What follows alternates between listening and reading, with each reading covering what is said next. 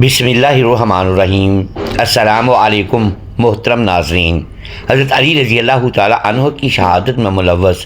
شخص ابن ملجم نے کس کے اکسانے پر حضرت علی رضی اللہ تعالیٰ عنہ کے قتل کا ارتکاب کیا،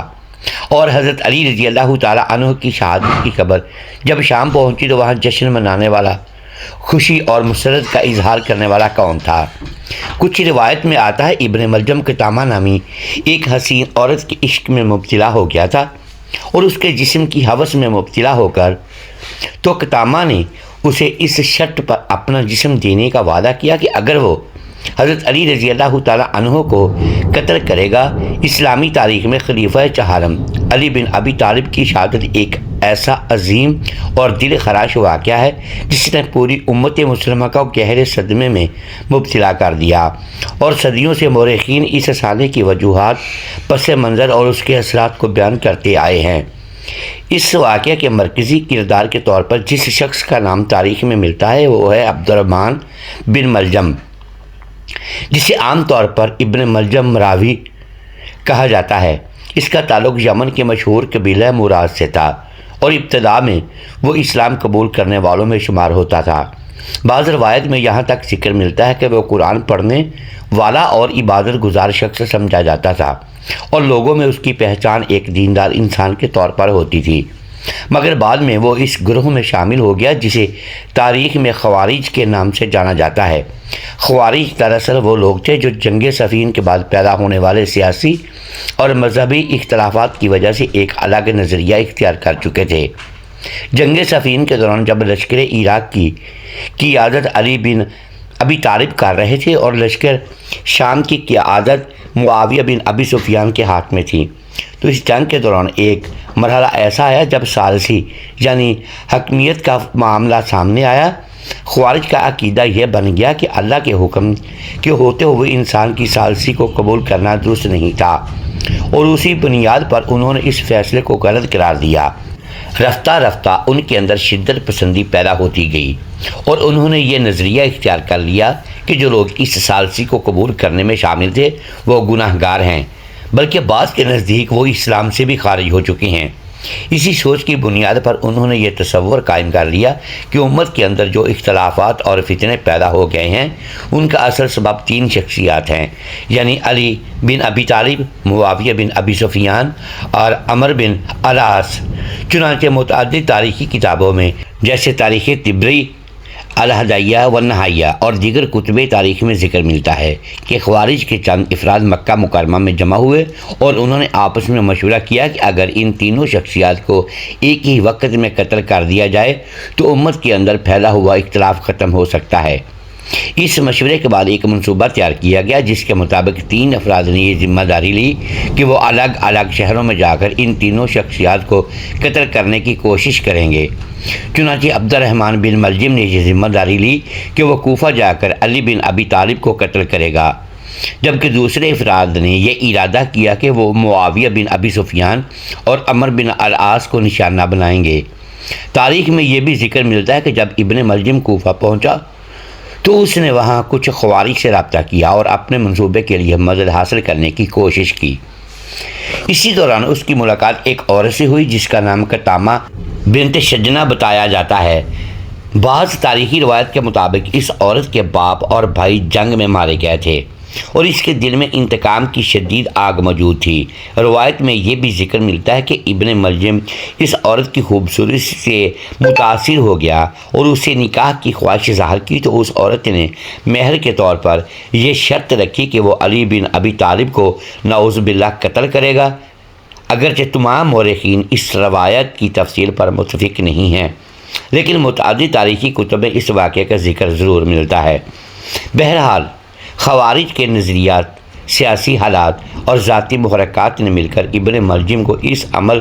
کے لیے آمادہ کر دیا۔ اس نے اپنی تلوار کو زہر میں بچایا اور کئی دن تک موقع کی تلاش میں رہا۔ آخر کار 19 رمضان 40 ہجری کی صبح وہ لمحہ آ گیا جب علی بن ابی طالب کوفہ کی مسجد میں فجر کی نماز پڑھانے کے لیے تشریف لائے۔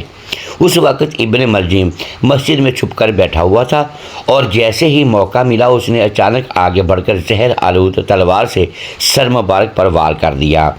اس حملے کے نتیجے میں آپ شدید زخمی ہو گئے اور مسجد میں موجود لوگ فوراً جمع ہو گئے۔ روایتوں میں آتا ہے کہ اس وقت آپ کے مبارک الفاظ یہ تھے کہ رب کعبہ کی قسم میں کامیاب ہو گیا۔ اس واقعے کے بعد ابن ملجم کو گرفتار کر لیا گیا، جبکہ علی بن ابی طالب شدید زخمی حالت میں اپنے گھر منتقل کر دیے گئے۔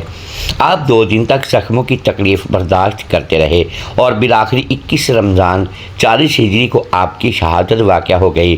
یوں اسلامی تاریخ کے ایک عظیم باب کا اختتام ہوا، کیونکہ علی بن ابی طالب نہ صرف رسول اللہ صلی اللہ علیہ وآلہ وسلم کے چچا زاد بھائی اور داماد تھے، بلکہ اسلام کے ابتدائی اور عظیم ترین صحابہ میں شمار ہوتے تھے، اور خلفائے راشدین میں ان کا مقام بہت بلند تھا۔ ان کی شہادت کے بعد اسلامی دنیا میں سیاسی حالات مزید پیچیدہ ہو گئے، اور بعد کے زمانوں میں یہ واقعہ تاریخ، عقائد اور سیاسی مباحث کا ایک اہم موضوع بن گیا۔ مورخین کے نزدیک یہ سانحہ صرف ایک قتل کا واقعہ نہیں تھا، بلکہ اس نے امت مسلمہ کی تاریخ کے رخ کو بدل کر رکھ دیا، اور اس کے اثرات صدیوں تک اسلامی دنیا کی سیاست اور مذہبی مباحث میں محسوس کیے جاتے۔ اسلامی تاریخ میں علی بن ابی طالب کی شہادت ایک ایسا سانحہ تھا جس کی خبر جب مختلف علاقوں تک پہنچی تو مسلمانوں کے اندر مختلف رد عمل سامنے آئے۔ تاریخ کی بعض روایت میں یہ ذکر ملتا ہے کہ جب 21 رمضان 40 ہجری کو کوفہ میں علی بن ابی طالب کی شہادت کی خبر پھیلی تو عراق کے بہت سے علاقوں میں غم اور افسوس کی فضا پیدا ہو گئی، کیونکہ آپ نہ صرف رسول اللہ صلی اللہ علیہ وآلہ وسلم کے قریبی رشتہ دار اور داماد تھے، بلکہ اسلام کے ابتدائی اور جلیل القدر صحابہ میں شمار ہوتے تھے۔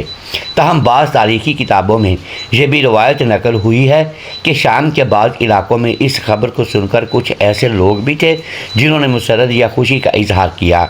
مورخین اس بات کی وضاحت کرتے ہیں کہ یہ رد عمل پورے شام کے مسلمانوں کا نہیں تھا، بلکہ ان لوگوں کا تھا جو اس زمانے کے سیاسی اختلاف اور جنگوں کے اثر میں آ چکے تھے، کیونکہ اس سے پہلے جنگ صفین کے دوران عراق اور شام کے لشکروں کے درمیان سخت جنگ ہو چکی تھی، جس میں ایک طرف علی بن ابی طالب کی قیادت میں عراقی لشکر تھا، جبکہ دوسری طرف شام کی قیادت معاویہ بن ابی سفیان کے ہاتھ میں تھی۔ اس طویل سیاسی کشمکش اور جنگوں کی وجہ سے بعض لوگوں کو دلوں میں شدید اور عداوت اور تعصب پیدا ہو گیا تھا۔ چنانچہ جب شہادت کی خبر پہنچی تو کچھ مخالفین نے اسے اپنی سیاسی کامیابی سمجھ کر خوشی کا اظہار کیا، جبکہ دوسری طرف بہت سے لوگ ایسے بھی تھے جو اس واقعے کو ایک عظیم سانحہ سمجھتے تھے۔ بعض تاریخی روایت میں یہ بھی ذکر کیا جاتا ہے کہ جب یہ خبر شام پہنچی تو خود معاویہ بن ابی سفیان نے اس خبر کو سن کر گہرا اثر محسوس کیا، کیونکہ باوجود سیاسی اختلاف کے وہ علی بن ابی طالب کے مقام اور فضیلت سے واقف تھے۔ اسی طرح بعض مورخین نے لکھا ہے کہ اس وقت کے حالات میں منافقانہ سوچ رکھنے والے اور سیاسی مفاد کے تحت کام کرنے والے لوگ ایسے واقعات کو اپنے فائدے کے طور پر پیش کرنے کی کوشش کرتے تھے۔ اس لیے تاریخی روایت کو پڑھتے وقت یہ سمجھنا ضروری ہے کہ اس زمانے کے سیاسی حالات انتہائی پیچیدہ تھے اور ہر علاقے کے لوگوں کا رد عمل ایک جیسا نہیں تھا۔ بہرحال یہ بات واضح ہے کہ علی بن ابی طالب کی شہادت اسلامی تاریخ کا ایک نہایت دردناک باب ہے، جس پر مسلمانوں کی ایک بڑی تعداد نے ہمیشہ افسوس اور غم کا اظہار کیا، اور آپ کو اسلام کی عظیم شخصیات میں شمار کیا جاتا ہے۔ محترم ناظرین، امید ہے آج کی یہ ویڈیو آپ کو پسند آئی ہوگی۔ ناظرین گرامی، اگر ہم اس ویڈیو میں الفاظ کی درست کے دانستہ یا دیدہ دانستہ درست نہیں کر پائے تو ہم آپ سے معذرت خواہ ہیں اور اللہ کے حضور معافی کے طلبگار ہیں۔ ناظرین گرامی، ویڈیو کو لائک کیجئے، چینل کو سبسکرائب کیجئے اور بیل آئیکن پریس کر دیں تاکہ ہر نئی آنے والی ویڈیو اب تک بر وقت پہنچ سکے اور ہماری حوصلہ افزائی ہوتی رہے۔ اگلی ویڈیو تک کے لیے اجازت دیجیے گا۔ شکریہ، اللہ حافظ۔ ناظرین گرامی، آخر میں پیارے آقا صلی اللہ علیہ وآلہ وسلم کی ذات اقدس پر ایک مرتبہ درود پاک کا نذرانہ ضرور پیش کیجیے گا۔